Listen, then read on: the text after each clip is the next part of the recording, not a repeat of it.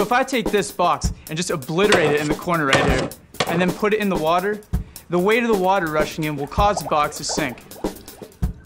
If I take this box and do the same thing,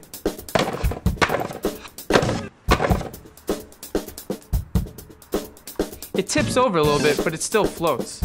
This box uses the same kind of design that naval architects use to prevent ships 1,000 times bigger from sinking. What's so special about this box that prevents it from sinking, even with the big hole in its side?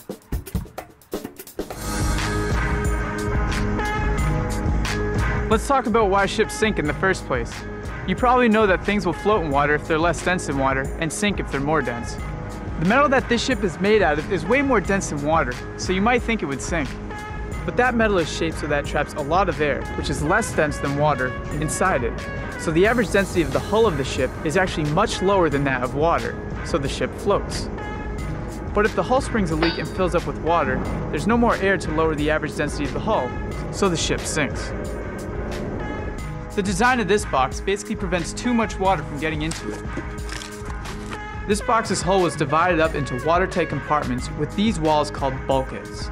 So when I made a hole right here, only this compartment filled up with water. The rest stayed dry and were able to keep the box afloat. This box is subdivided, and so is this ship. Say the ship is divided into 10 watertight compartments. If one area of the ship got damaged, only that compartment would flood, but not any of the others.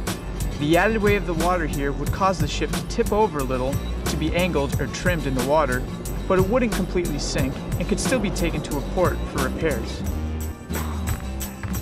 So even with subdivision, why do ships still sink? Well, it's impractical and expensive to design an unsinkable ship, especially because most of the time, ships just don't see that much damage. What naval architects do now is try to predict what kind of damage is most likely to happen when designing a ship. Now, ships are more complicated than this box. Naval architects have to think about where to subdivide the ship, the shape of the hull, and equipment that goes into the compartments.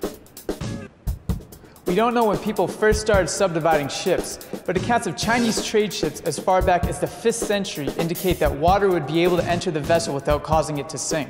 It's pretty crazy that technology that existed so long ago is still being used today.